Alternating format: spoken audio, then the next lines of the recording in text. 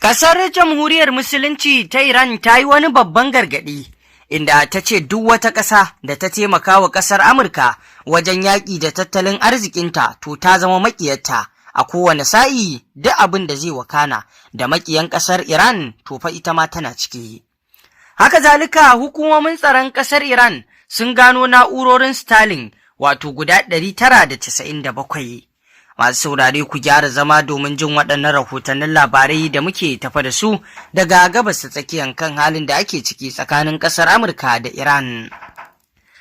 Ƙasar Jamhuriyar Musulunci ta Iran ta fitar da wani gargaɗi akan wato ƙasashe, inda ta ce duk ƙasar da ta taimaka wa ƙasar Amurka wajen yaƙi da tattalin arzikinta ta zama maƙiyarta.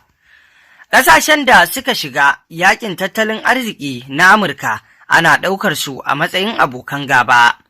Jami'an Iran sun ce duk wata ƙasa da ta shiga abin da suka kira yakin tattalin arziki na Amurka da Iran za a ɗauke ta a matsayin abokiyar gaba. A baya Iran ta kai hari kan wasu ƙasashe a yankin da ke karɓar wato sansanonin sojin Amurka, waɗanda daga cikinsu ne aka ƙaddamar da hare-haren Amurka wato da dama. A halin yanzu tattaunawa tsakanin Iran da Amurka ta tsaya, amma shugaban Iran Masoud Pezeshkian ya bayyana a ranar Juma'a cewa lokaci ya yi da za a kawo ƙarshen rikicin da ya kwashe wato watanni 6 yana gudana tsakanin Iran da Amurka. A ɗaya rahoton kuwa hukumomin tsaron Iran sun gano na'urorin Starlink guda 997. Faraja, rundunar tsaron Jamhuriyar Musulunci ta Iran ta ce a cikin watanni 4 na farkon wannan shekara ta gano na'urorin tauraron ɗan Adam na Starlink guda 997 da kayan haɗa su. Shugaban sashen tattalin arziki na Faraja ya ce tun bayan wato yakin kwana 12, 'yan sanda sun ƙara wato mai da hankali wajen ganowa tare da kwace na'urorin tauraron ɗan Adam na Starlink da kayan haɗinsu. Dukkan sassan 'yan sanda daga wato iyakokin ƙasar har zuwa cikin birane sun fara aiki sosai a wannan fanni. Hussaini Rahimi ya kuma ce wato dangane da wannan batu an kama wato mutum 163 sannan an ƙwace motoci 15 da ke ɗauke da kayan aikin Starlink. A cewarsa mafi yawan wannan wato na'urori sun shigo ƙasar ne ta iyakokin yamma da arewa maso yammacin ƙasar da kuma wato Azerbaijan da kuma yankin Kurdistan. Haka kuma wasu sun shigo ta iyakokin ruwa na kudancin ƙasar, ciki har da hanyoyin Qatar, Haɗaɗɗiyar Daular Larabawa, UAE da kuma Oman. Wannan fasahar tauraron ɗan Adam da ake amfani da ita wajen haɗa wato mutane da intanet na duniya haramun ce a Iran. Kafofin yada labaran gwamnatin Iran sun rawaito lokuta da dama na kama mutane saboda mallakar wato tashoshin Starlink ko saye da sayarwa da su. Cibiyar sadarwar Starlink wata wato tarin tauraron ɗan Adam ce da aka wato kera domin samar da intanet mai sauri mai ƙarancin wato jinkiri a duk faɗin duniya.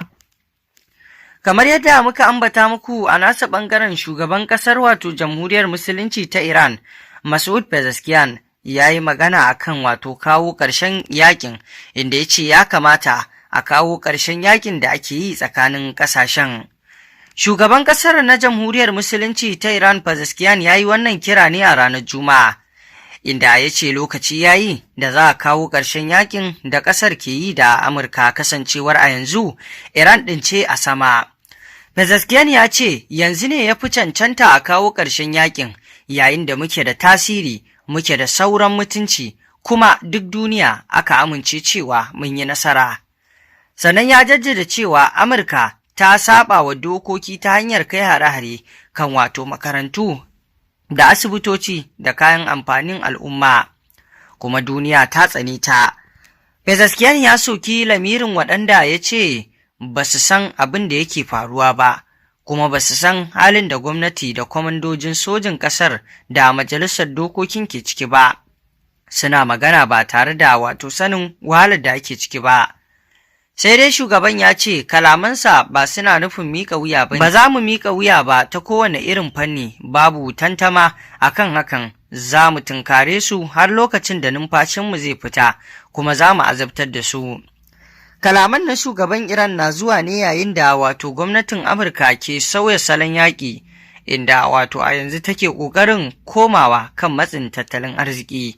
Shi ya sanya ma a ƙasar Iran ɗin ta fito ta yi waccan magana kan cewa duk ƙasar da ta taimakawa ƙasar Amurka wajen yaƙi da tattalin arziki to ta zama babbar makiya ga ƙasar Jamhuriyar Musulunci ta Iran ɗin. Kamar yadda muka sani, akwai matakai da dama da shugaban ƙasar Amurka Donald Trump a yanzu ya sako su a gaba yake matsin lamba na tattalin arziki kan ƙasar Iran ɗin. Ya sanya wasu, a yanzu ma yana batun zai ƙara sanya wasu, kamar yadda a jiya mun kawo muku rahoto kan cewa shugaban ƙasar Amurka Donald Trump ɗin ya yi batun akwai wasu wato tsauraran wato matakai da zai ɗauka na matsin tattalin arziki da ya ƙara lafto su a kan ƙasar Iran da ma wato ƙawayenta waɗanda suke wato hulɗa da ita. Wannan duka Donald Trump yana yi ne domin ƙara matsin lamba da hana ƙasar Iran kataɓis, haka zalika da ma ƙawayen ƙasar Iran ɗin ya hana su kataɓis. Sai dai wannan ana iya kallonsa da cewa ba zai yi wa ƙasar Iran tasiri ba, saboda cewar ƙasar Iran ƙasa ce wadda ta daɗe a cikin irin wannan al'amari na takunkumi, kuma duk wani al'amari na takunkumi sun riga sun saba da shi.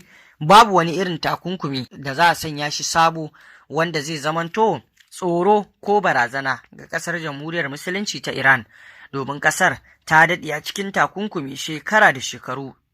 Kuma haka zalika duk wani ci gaba da za a iya nuna shi a ce Iran ta same shi a yanzu, ta same shi ne a cikin takunkumi ba wai a cikin normal ba.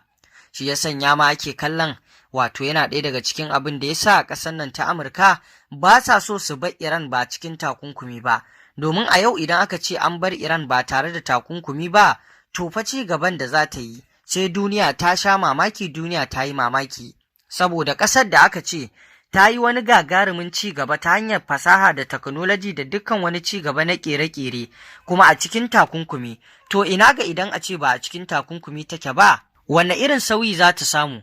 To kaga kenan za ta samu gagarumin sauyin da duniya sai ta sha mamaki. Iran a yanzu ba a sanya ta cikin manyan ƙasashe, amma da zarar ta fita daga takunkumi kuma haka zalika ta samu nasarar ƙera makamin nukiliya, Iran za ta zamanto a duniya sai an yi maganarta, saboda a yanzu maganar da ake kusan ita ce kaɗai ƙasar da ta kai wato masu ilimin cikinta kaso 99, domin ca ake yi kaso ɗaya ne cal ba shi da wato tsagi na ilimi, amma kaso 99 na mutanen ƙasar masu ilimi ne.